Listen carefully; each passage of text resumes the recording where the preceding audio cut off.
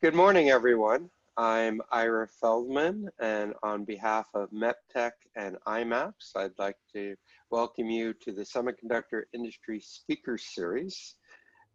First, I want to hope that everybody is staying healthy and safe. I think most of us are at home, but with this challenging times, we've adapted. Instead of our traditional luncheon, we've moved to an online webinar format. And so we're very happy that Raj Varma, our speaker today, was able to adjust the schedule and pull in from May's lunch to this month's webinar. And so I'll do some introductions and then we'll start. So once again, welcome. And the Semiconductor Industry Speaker Series, for the time being, will be a webinar format. The next dates are Thursday, May 14th, and then Wednesday, June 17th. We are likely to add one in July, and then we hope to be back at a luncheon format in August, but we will, of course, adapt as the situation warrants. But these are dates for you to put on your calendar, and as soon as we have the speakers confirmed, we will make announcements and open up registration. So looking forward to some really great presentations and look forward to having people join us for these. Some events that MEPTEC is involved in is the upcoming Connex event. It is now a virtual event, May 11th through 13th online. They've actually started the presentations through their website for the test community, and if you're interested, please join in.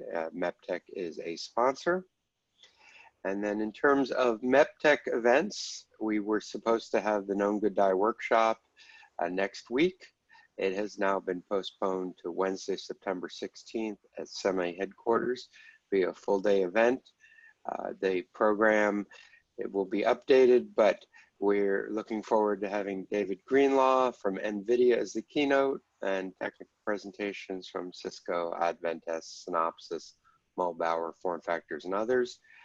Discounted registration has now been extended to August 1st. The website KGD Workshop will have all the details as we update the program, but please save the date for Wednesday, September 16th for the Known Good Die workshop. Today, our speaker, Raj Varma, is the CTO of Gel-Pak. He's been involved in developing products for over 25 years at major brands, such as those listed here, Intel, Seagate, Motorola, and he's been with Gel-Pak since 2012, driving their technology in a number of different applications and product formats, and he has a really interesting presentation talking about the science and learning from nature how to apply the technology. He's a chemical engineer with a master's in polymer engineering and an MBA from Illinois Institute of Technology, and he is a wide presenter at a number of industry conferences and holds several US and international patents. So I'm about to turn it over to Raj. We want to make this a little more conversational and a little more interactive than our typical luncheons presentations. So what we have is a Q&A tool. So please ask your questions. I will consolidate those questions and ask them of Raj as we go. So feel free just to ask the questions in the tool, and I will ask, and we'll make this a little more interactive. And with that, I turn it over to you, Raj. Thanks, Ira. Thanks for the introduction, and thanks for the opportunity to make this presentation on our technology. While I've done presentations, this would be my first time to do a webinar like this, where I cannot see the people I'm presenting. So it will be a different experience, and I just want to say that what just Ira said, the more questions, the better as I go through, so I know what I need to stress more and what's making the connection. So The topic of today's presentation is bio-inspired texture carriers for IC handling. Just to give a little bit background on Gel-Pak, folks who are in the industry probably know the brand, know our product. We make gel-based carriers for IC handling. Folks who are not in the industry, Gel-Pak has been in the business since 80s. With our product, we are as the name says, gel chemistry based technology. The gel can be from silicone to TPEs to, we use the word gel loosely, but it's elastomers. We have a range of elastomers that we use in our products, and mainly for their tack properties, for holding IC, for handling ICs during shipping and transportation. So going to our presentation today, it's bio-inspired texture carriers. It is a technology that we have been working on for last, I would say, 5 to 6 years. We have been commercial with few products, but today's presentation is on a new product that we have developed, which has been more inspired by, as the title says. So moving on to that, the way the presentation is going to be is I'll give you a little background on IC handling trays. That is the space that this product is, or this technology is going to be suited for. And then the reason why bio-inspired, how the connection is there. There are some similarities, there are some differences. I'll point out both. And then I'll share a little bit of our development on this technology, how we went about developing it, what are the challenges we faced, and what we have as the end product. Then I'll compare our technology with the existing carriers that are there in the market and how they differentiate, and then at the end summary. So IC carriers, again, folks who know this, they can be a wide range of options. So an IC from a wafer to the substrate goes through multiple processes, multiple testing, packaging, and all through that, it needs to be transported either from one facility to another or one process to another. And there are all sorts of different options used in the industry. Trays are very popular. They can be waffle packs or jerry trays, as the name says. Tape and reel is again a very popular means of transporting these ICs, and there are all range of other ones as well. Most of these technologies have evolved since, or I would say developed back in the 80s. The standards were developed back in the 80s, and as the picture shows on the right, you have waffle packs. As the name says, they're basically pocketed trays, and the pocket size is determined by the size of the IC. So if your IC size changes, the pocket size changes to that. So these are injection molded trays. I've read it at some place where there are more than 2,000 different tray combinations or pocket size combinations that exist in the market. I've heard different numbers from different people, but it is a very, I would say, a range of products, a range of pocket sizes are available already in the industry. And all of these are injection molded. The image below is a jerry tray. This is again a similar concept. It is a pocketed tray where the pocket size is defined by the package device that it needs to hold. Again, it's an injection molded tray.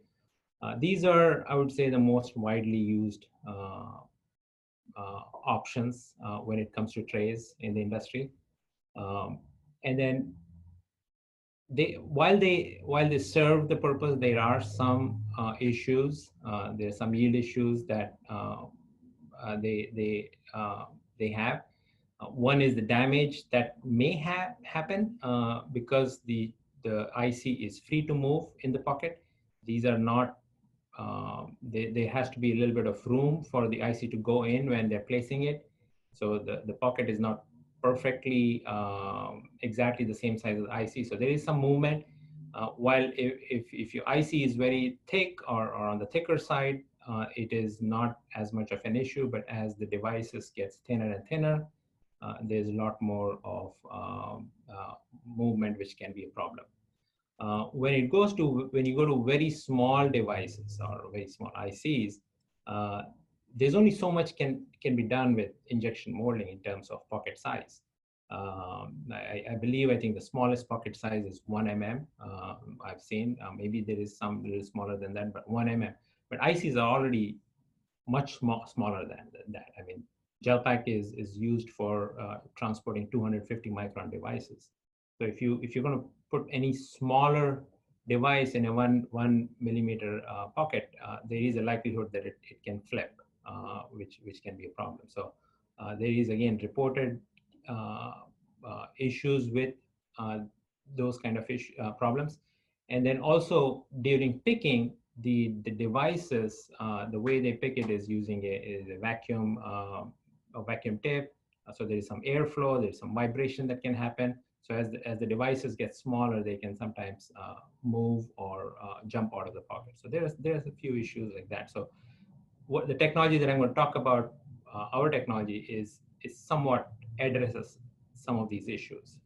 So that's why I kind of show that those values, the aspects of it. There is one more limitation of these waffle packs is because it's a pocketed tray, the collet, you cannot have an edge collet pickup. It's very difficult to pick that. Usually it's only vacuum picking is done. So that's just the background on ICs. But taking a step back, what are the requirements for a carrier tray? The pocket size, or whether pocket is needed or not, is really done to immobilize the device during shipping and handling. You don't want the device to move around, stay where it is. The trays have to be perfectly flat so that the placement is not all over the place. So there's less, as I say, stress-free placing and picking. As the tray flatness changes, that can be a problem with the tray. And then also any sort of damage, if the device moves too much, there can be damage, or any residue. Those are also some of the concerns. So these are some of the requirements that a IC carrier tray needs to have. And separate from that, there are some requirements which is they should accommodate changing die sizes. Back in the days, the pocket sizes used to be more metric dimensions, but device sizes have been changing. They're no longer meeting to those metric numbers. So that would be one of the requirements, is that it should meet the changing dimensions. It should be compatible with the existing pick and place tools and SMT machines. These are trays that are only used for transportation, but then they should be compatible with the form factor. Reusability is also a requirement, and then meeting the UPH targets, which is the units per hour. So these are some of the lists, but I want to focus on the ones on the left. If you add all the three requirements, what basically they need to meet is they need to give adequate holding force. I'm using the word adhesion, but adequate holding force, but they should be very easy to pick. That is really the crux of the three requirements there. Raj, with the question here, with the standardized trays, be they waffle packs or be they JEDEC sort of style trays, are there, you talked about the dimensions X and Y, but is there any issues or problems with them in terms of thin die and, you know, you know, obviously a lot of these were developed for packaged parts, but bare die and thin die, you know, and how do those impact the requirements? So we have heard through our customers that they would be, I mean, Gel-Pak. I mean, Gel-Pak is sold for where fragility is a concern. It may be thin, it may be compound semiconductor, it may be MEMS and other things.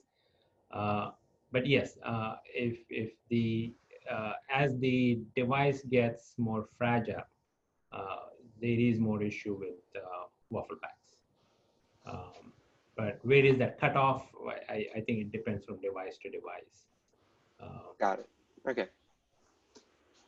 So yeah, going back, if you sum them up, those three requirements, they sort of match with a technology that has been developed or has been in focus for last few years, or last, I would say, uh, decade or 2 decades, called dry adhesives. And I'm going to go through that, and that they came out of the bio source. But I want to show, I mean, before going too far, I want to show a short video of what we are talking about. It just makes it easy to show the what product that we are talking about and how it relates to this dry adhesive. Uh, the video is it's a lab. We made it in the lab. It shows our product, and then how it holds the device. Uh, it has just enough adequate adhesion to hold it, and then it also shows how easily it can be picked up. We picked it in a pick and place machine, which was a Roy's machine, and then we also picked it up. So I don't know if I will be able to talk while the video is on, so I'm just kind of giving you some introduction on the video, and then we also picked the device using an SMT machine as well. So let me just start. It's about a half-a-minute video. I hope it works.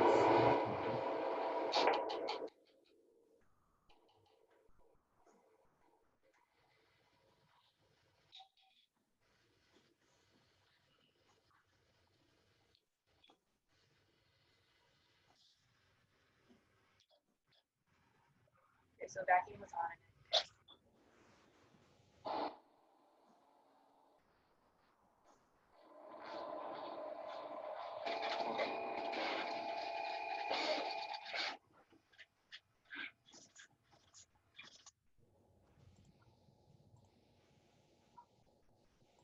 So that just shows how the device don't move even if you drop the tray, and they stay in place. There were a few different device sizes put on the tray: 1 mm, 3 mm, and 7 mm, and you could see how easily it picked up using a pick and place, and also the SMT machine. And the SMT, you cannot see it because it moves so fast, but that's really the value of this technology. So with that, let me go to some background of bioadhesives. What bioadhesives, how they started this, I would say, research is looking at these geckos, spiders. Uh, these creatures can move on vertical walls, and they're able to detach themselves without any resistance, but they're able to move their body, which sometimes can be heavy, with no issues, and move quite fast. So a lot of work has been done to trying to figure out how this happens, how you get this good adhesion to pretty much any surface, whether it's a tree or a rock, or it's vertical. Sometimes like ants can even walk completely upside down. What makes them do that? And what the learning has been is that they rely on a textured pad on their what do you call toes, and the depending on the weight of the species, the contact area changes. But if you see this chart, by the way, this chart is from this review article published in 2017. It says it's directly proportional to the contact area is directly proportional to the body weight. So that's a very good, very clear learning from that. And then it's a combination. The holding and release is a combination of the adhesive system of their toe pads and the texture. And as you go from one species to another, the texturization changes, which translates back to the viscoelastic response of that adhesive. And then there is some mechanical interlocking as well that goes on. So this whole concept of dry adhesives that have been researched is trying to make materials that have very strong holding force, so they can hold on to the surface, but then they release very easy. That's truly the definition of this dry adhesive, and they do it by altering the texture, the contact area, and the adhesive response. So those are the three, I would say, dials that you can turn around. And this technology is not only for just adhesion, it's also used in work has been done in microfluidics. It has been done on fog resistance, pressure sensing, tissue engineering. So it has a very wide application of these dry adhesives. So the video that you saw where the tray was dropped and the device does not move, but then you can easily pick it, sort of relies on the same sort of concept where we are playing with the with the texturization and then the adhesive response. So there are some similarities, but there are some differences. So I do want to show some differences here. So just before you get there, with the concept of adhesive, is the material, well, in nature, is there any plastic deformation, or is everything elastic in nature? And then the same question is on the, you know, the man-made structure. I mean, well, the gecko doesn't deform its hairs. Is it all elastic? That's a very good question. I would think it would be all elastic, but we have not gone that far because we are learning from there and using it in our field, but we are not trying to research how a gecko's response is in itself. Right. So, But when you talk about how you've applied it, let's talk about, you know, is there any plastic effects and, you know, things like residue. But let's talk about the nature first, and then, you know, sure. when you get a chance. Sure. So again, about plastic deformation, that is right here, I'll mention. So a mass of an IC is not much. I'm talking to the second bullet point. They're very low mass. The materials that you saw on that technology, the tray that you saw, they probably can take 10% of strain before they see any plastic deformation. We don't see that an IC is going to give that much of deformation. So there is no plastic deformation happening because the mass of IC is so little. Now, if it was a heavier device put onto such a material, I would imagine there can be some plastic deformation. Surface roughness, like in case of nature, with a gecko or any other species, they're walking on tree bark or rock. It's a lot more roughness is quite high. So their texturization is quite intense. The aspect ratios are quite long. The fibrillars are quite long. We don't have to deal with that much because ICs are relatively flat.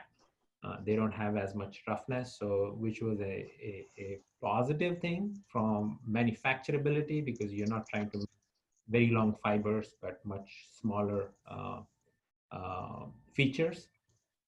The third is extreme temperature. That is again a different, like again, species, you're doing more at temperatures that are more reasonable, but shipping and handling can go as low as -10°C to 50°C. So in anything that we develop, it has to survive not just room temperature, but also these extreme temperatures. And fragility, I mean, in our case, the devices are a lot more fragile, not so much in the case with the bio nature. So that is one difference we had to kind of take into consideration. And then the UPH, which is units per hour. I mean, the SMT machines, they run like 40,000 units UPH.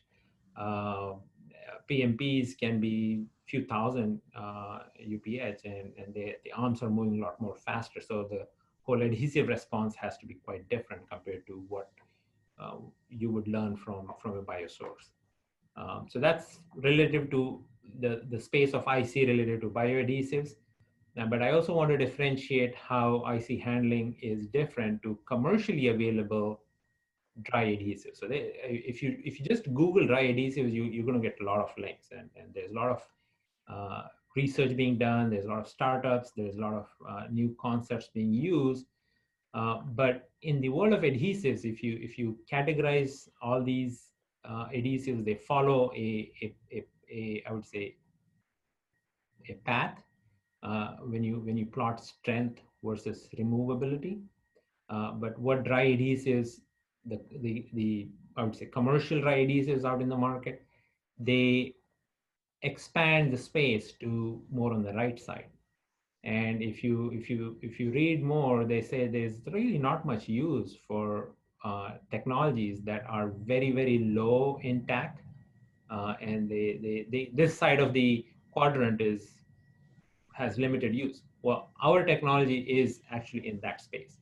We are not trying to hold something very heavy or very strong. We're just trying to hold it just enough so that they can be used in shipping and handling, but when you want to pick it, they pick easy. So our space is quite different from the other dry adhesives that people have are doing a lot more work at. So those are the two differences I want to share, how we differentiate from nature and also from the other dry adhesive technologies that are out in the space. Some of the product development criteria while we develop the technology. Again, I want to stress that it's effectively immobilizing the IC, but still able to pick it. That's the number one aspect here. I mean, it's very easy to use an adhesive and hold things, but then if you cannot pick it, then it doesn't serve the purpose. We also wanted to be HVM friendly, high volume manufacturing friendly. What that means is we don't want to use, so there's a lot of prototype work in this dry adhesives where it's a batch to batch, pouring a elastomer onto a texture and then curing it. It's a very, what do you call, slow process, not HVM friendly. We try to go with more of a high volume manufacturing process. Molding extrusion is already done in fabrication of these trays and tape and reel. So we try to stay with those processes. Comparable cost, total cost solutions. So the whole back-end process is well established in the last, I would say, 3-4 decades. The pricing structures are well defined. So it's much easier if you meet that versus if you are off, it's a lot more challenging to gain any traction in the market. So we try to make sure that we are not drifting too far from those cost models, and also meet similar UPH. The semiconductor process, pick and place process, is 2 steps in one. You're picking an IC and placing it somewhere. If you're going to slow down one side of it, it's going to affect the other side as well. So UPH is quite critical, and it plays into the cost as well. So we try to focus on that as well. And then the other aspect is comparable tray form factor. We didn't want to reinvent a totally different tray that now doesn't fit. Everybody has to change their machines to accommodate that. So we wanted to fit the same form factor that already exists since the 80s. So these were the product development criteria for us for the tray. So here's one more work I want to share, which is going back to the dry adhesives that I mentioned before. This was done by a Max Planck Institute in Germany. So what they did here is, again, they're trying to create a texture, changing the amount of contact area, and trying to see how it influences stack. So what they did is they looked at these 6 textures. And then the images that you see here are, they looked at a lot more radius and height and all that. When we looked at this work, we said, you can kind of break this down into 3 aspects. I mean, these textures are quite complicated if you're trying to do this in a high volume manufacturing. The undercuts are going to be very difficult to mold or extrude and then peel them off of the mold. It's going to be very difficult. So we didn't work with this kind of a concept. Here, the edges are quite sharp, which is also quite challenging in a typical plastic fabrication process. So those would be somewhat difficult. These would be a lot more HVM friendly. So we looked at these 2 texture concepts, but very soon we call it like a donut shape. Very soon this one failed our testing, but a texture like that worked for us. So we also kind of pursued these textures, but very soon we honed in on a texture like this. And I want to differentiate their work with our work. So what you see here is same work. There are 6 different textures, and they're using one elastomer. They're using a silicone elastomer that is poured into it's casted into a steel that has these textures. And based on the texture shape, they're able to create a response, which is a peel-off force response versus preload,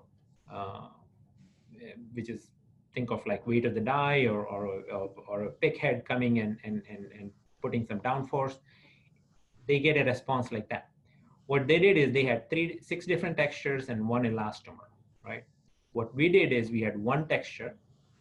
I'll go into all the other textures we looked at it, but the fundamental texture is a cylinder that they showed there, or a cone that they showed there. Is one texture, but we played with 5 different elastomers, right? You have acrylic to styrenic to isoprene to isobutylene and a standard TPE.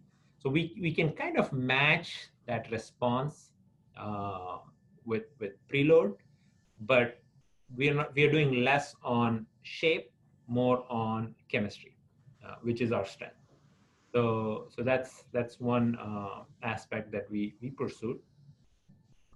Is I think you talked about it a little bit in the biology part of it, but the percent coverage or the number of structures per area changes adhesion too, correct?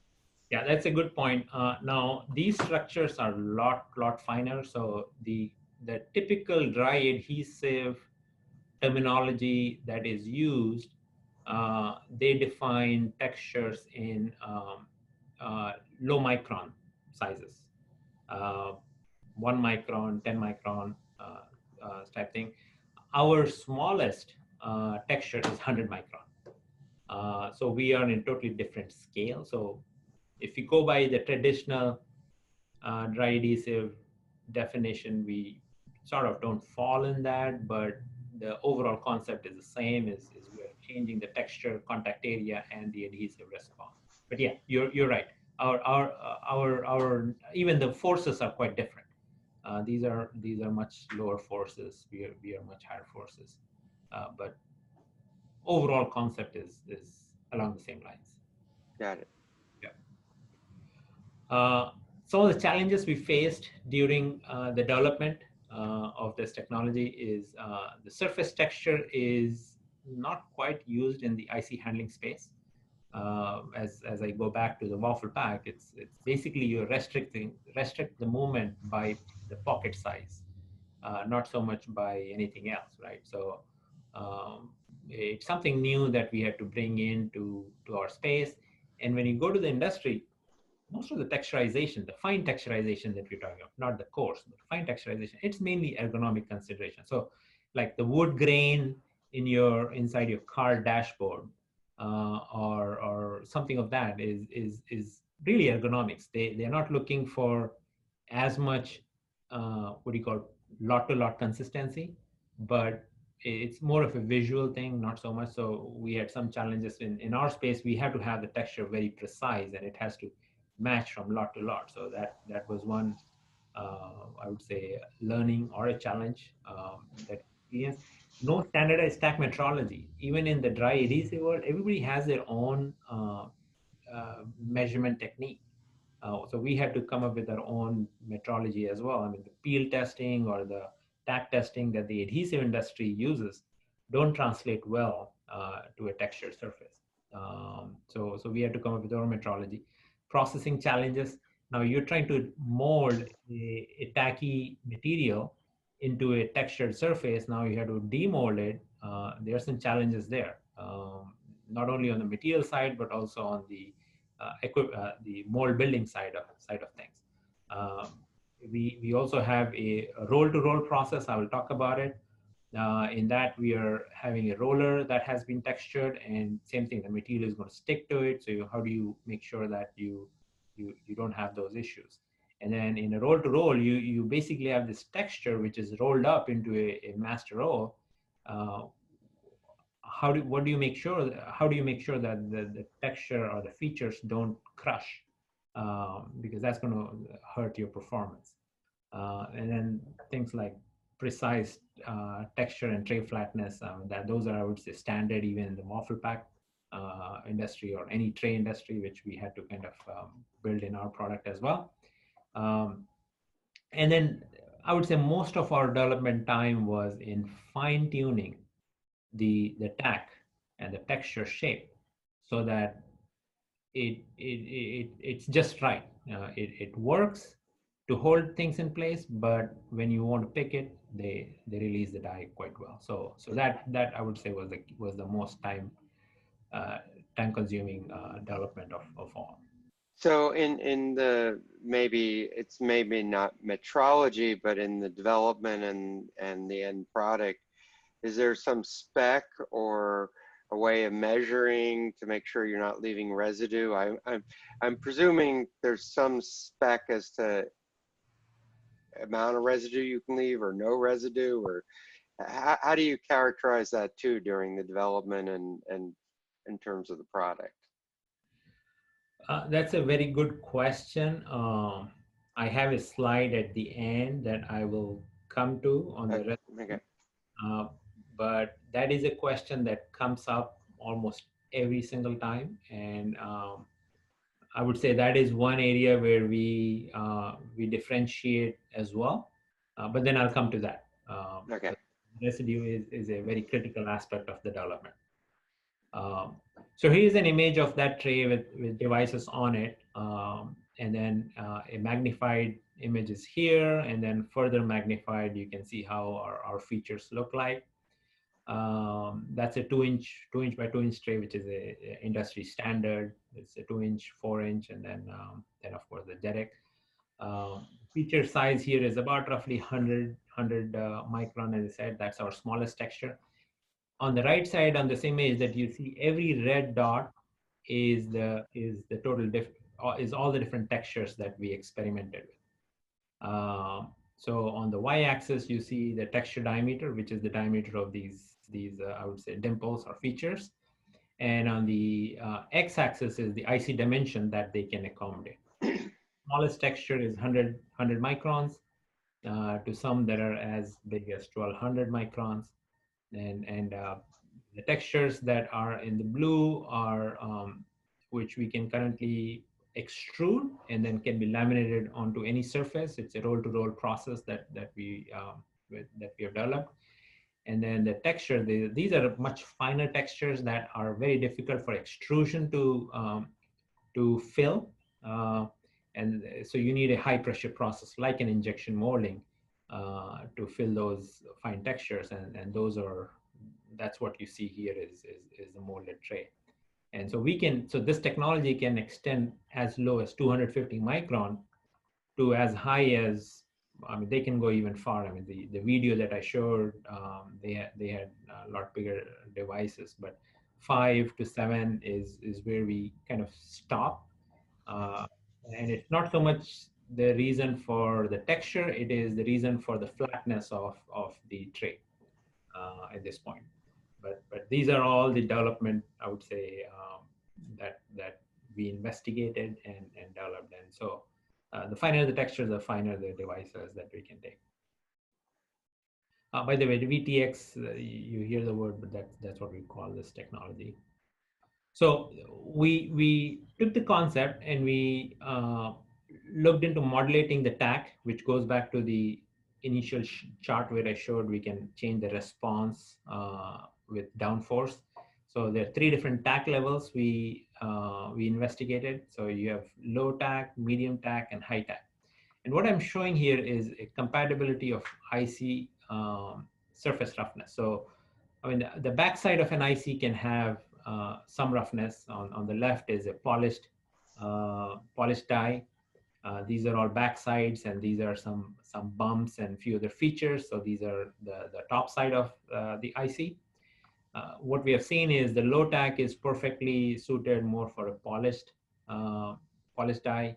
In medium tack, so we had to increase the tack of our product to accommodate for a more rougher backside. And then the high tack, we had to increase it even more. And that can not only do some rougher backside, but also the front side, some features. So that, yeah, is the tack purely a function of the, let's say, the feature density or the size of the feature? And is there a limit to the how small or how big you can make each feature? So here is the smallest, the 100 micron. So earlier I kind of mentioned we wanted to rely on more HVM processes, which is molding or extrusion. This was close to the limit. It was quite challenging for the vendor to be able to laser etch a feature that size. I don't have the chart here, but this feature is 100 microns in diameter, but 160 microns in depth. So it has a aspect ratio is quite high. What happens is when you go to very small features, when you're laser etching, while the laser melts the steel wants to again bond back to the rest of it. And so, yeah, it is our limit. 100 is our limit at this point. And to answer your question, what's the tag? Is it the feature size or feature density? What we've seen is feature size is both play into the tag, but feature size is more strong of an influence than feature density. So we can keep the 2 different feature densities, but same feature size, the tag does not change much. But if you change the feature size, the tag changes quite a bit. Good question. So so by modulating in this case, it's more of a I would say a material. I mean, material has the number 1 of everything. So here it's a material change or the tack of the material change. That's what you're seeing. So we can do that. We do have a limit. I mean, we tried even higher. What you're seeing on this is the SA value, which is the surface roughness. People are familiar with the RA value, which is more of a single axis roughness scale. SA is a roughness scale in a cross-section area. So it's X and Y, it's an area number, but the same concept as an RA value. So as the number goes up, the surface roughness goes up. So there's no standard, what do you call, definition of what is the roughness in the IC. So we kind of use the SA value as to differentiate what is the roughness that we can accommodate. So these are as like small bumps in the front side. We can go as much as that, but then when you go very high rough, we don't have a technology at this point for handling that kind of thing. So there is some limit to that. And between the tack levels, I mean, is there a preferable level, or is it just an operational issue? Or yeah, perfect question for the next slide. So I talked about a few different things. I talked about die sizes, I talked about IC roughness scale, and then I talked about feature size. So when you see the number 100, that is 100 micron feature size, and 200 is 200 micron. Sorry, the other way around actually. 100 is more coarse, 200 is less coarse, is more finer, and then low, medium, and high. So if you have a die that is very big and very rough, we have a product that our high-tech technology seems to be ideal for that. But if you have a very smooth die, but even if it's big, then you have a low-tech would work. If your die sizes are very, very small, then the finer feature product works for that. So this is it's kind of a busy slide, but it has kind of three axes to this: die size, surface roughness, and the low, medium, and high tech value. So there is some overlap into these. There may be more than one option can meet the requirements. We have not tested every single die options, but this is somewhat of a summary slide for how the technology performs. Okay. So now comparing, now that was what the technology we developed, and now comparing it to a waffle pack, going back to that. So what you see here on the right is a waffle pack.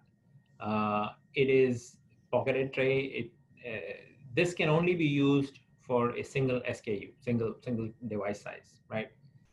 Our same equivalent tray, using the technology that we developed, you can put smaller dies, you can put medium size, you can put larger dies, you can change your packing density. I mean, if you want to pack a lot, you can change your packing density. So it gives you a lot more flexibility in being able to manage your different SKUs. So that leads to the first point: is good high SKU complexity. It gives you a lot more freedom there. Damage-free shipping and handling, where we say that is there's no movement.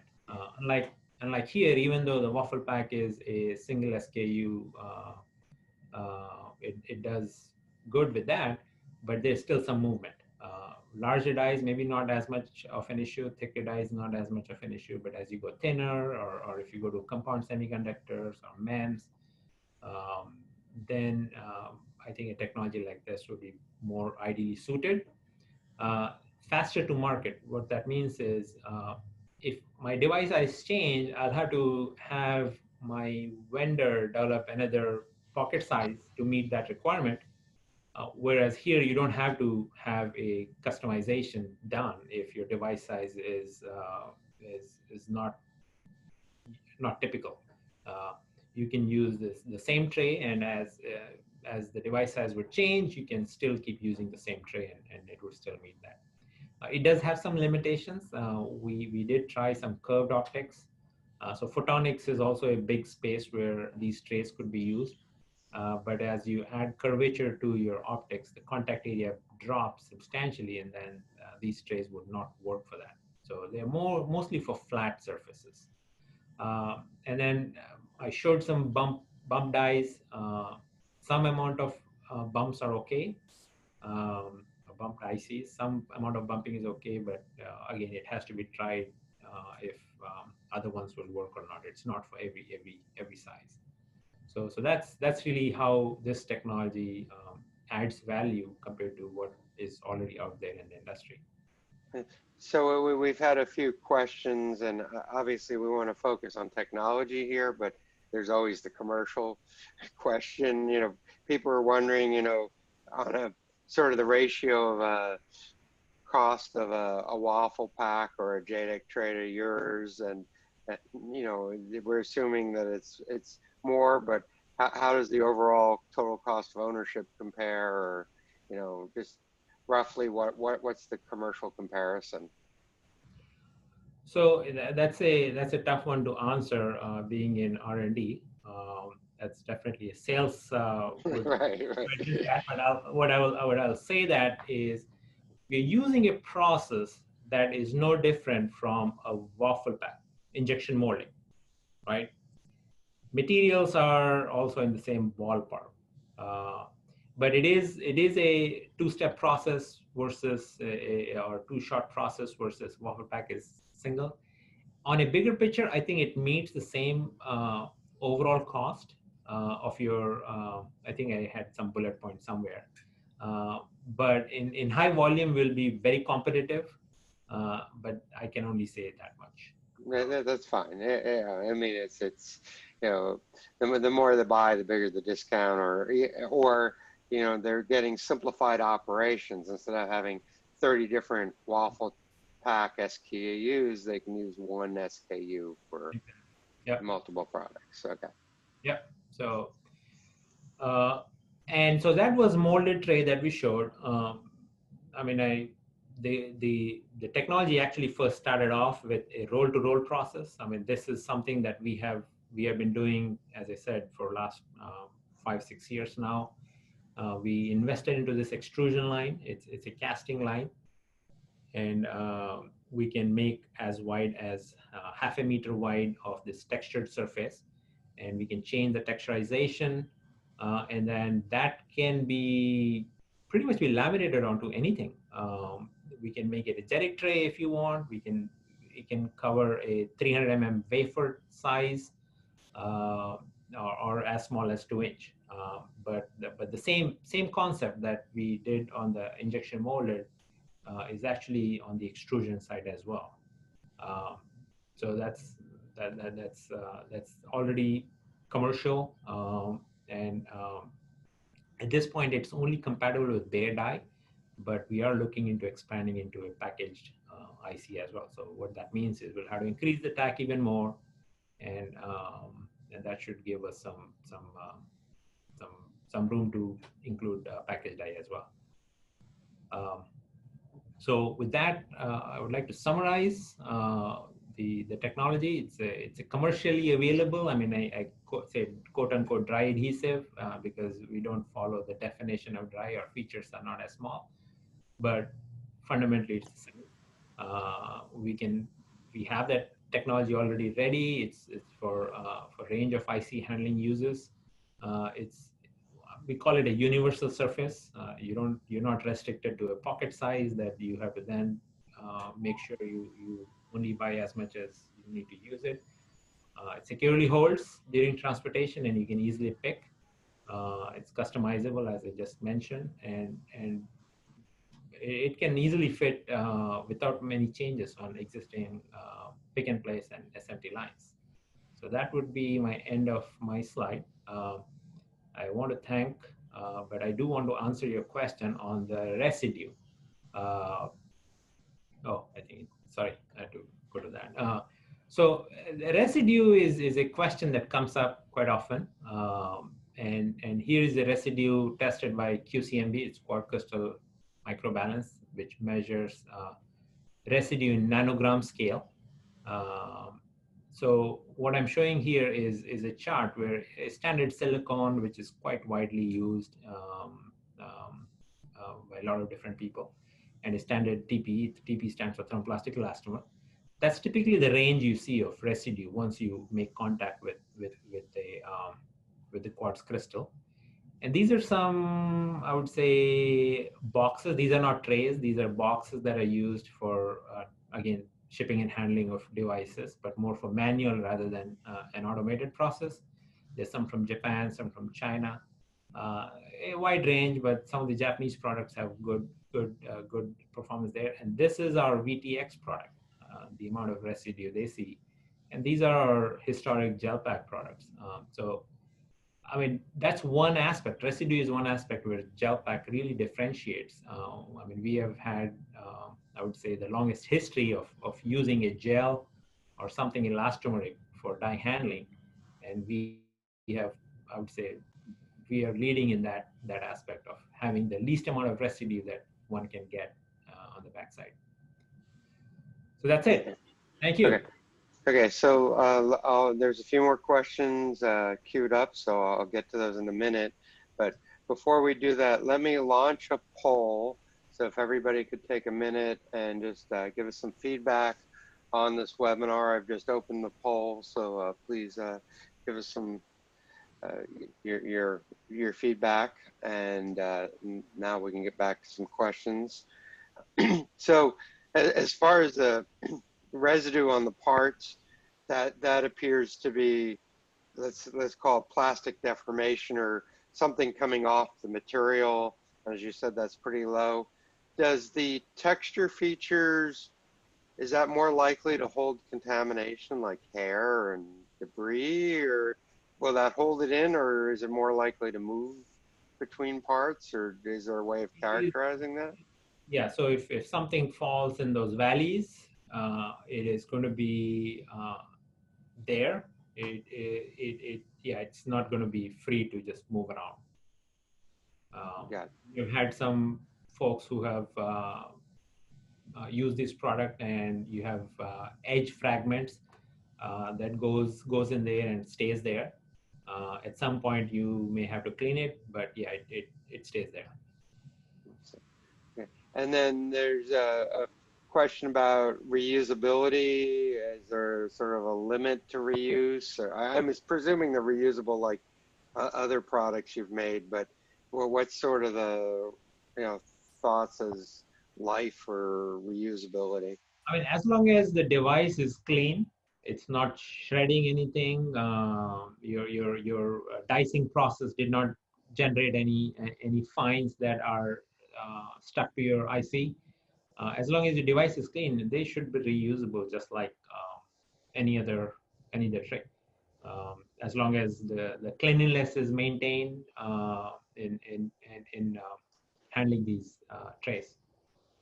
Mm-hmm. And then there was a question about, does the retention, I'll use the word retention force, change over time or over temperature, or, So we have, I don't have that data here to show, but there is a little bit of attack growth. It happens usually in the first 1 week.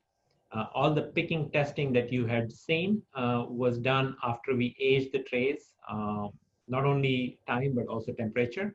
So we have exaggerated that growth, and you're still able to pick it. So yeah, we did take that into account.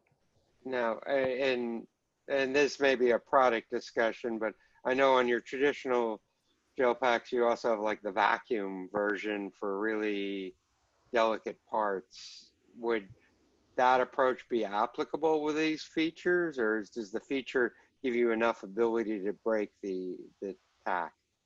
Yeah, you don't need the vacuum for this. I mean, that is one big differentiating factor of this technology versus the traditional Gel-Pak is it will fit in without having to use vacuum in your system. Mm-hmm. It's not needed. Yeah, got it. And then let's see. Is there a shelf life? The other question is you talked about aging. Is there anything known about the shelf life, or not just the number of cycles, but if somebody buys trays now and they sit for 5 years, are they likely to work? So we are rating this for 2 year shelf life. That doesn't mean they may not work longer, but we are saying 2 years. We are continuing to do tack testing on. So we have started a test. We are close to 1 year right now. You have started a test, and so far the tack is stable. Going to the roll-to-roll process, which is a more older technology. We have shown the tack is stable up to 3 years. So while the chemistry is similar, it's not the same. But yeah, again, injection molding or extrusion, which is no different from the other commercially used trays, materials are, the backbone is the same, so they would have same shelf life. Got it. And there was something related to is for people thinking about it. I mean, obviously, I think most of the pick and place tools pick, vertically in the Z-axis. Is there a preferred way of breaking the tack?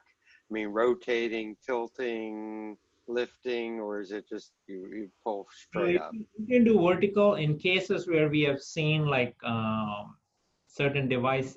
So you don't want to put too much downforce, right? You don't want to kind of crush force the IC onto the texture. Then you have already grown some tack.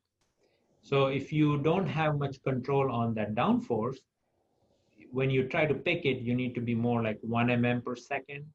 And once you separate it, then you can go fast. So that would be a compromise if you don't have as much control on that. But if you don't put too much downforce, you should not have issues in pickability. So a lot of pick and place tools, they can control up to I think intervals of 20 micron. So they can say, okay, once you make the contact, they don't go past 20 micron. If you have a control like that, you really don't have to change anything. And then I'd like to thank you again, Raj, for a very enlightening and educational presentation. Next presentation is scheduled for Thursday, May 14th. Once everything is confirmed, we'll send that out. And then June 17th, June 15th, and so forth. And with that, I'd like to thank you all for joining us. We will post the slides on the MEPTEC website. Probably they'll be out early next week, along with a link to the video recording from today. And I thank everybody, and please stay safe and healthy, and have a good day.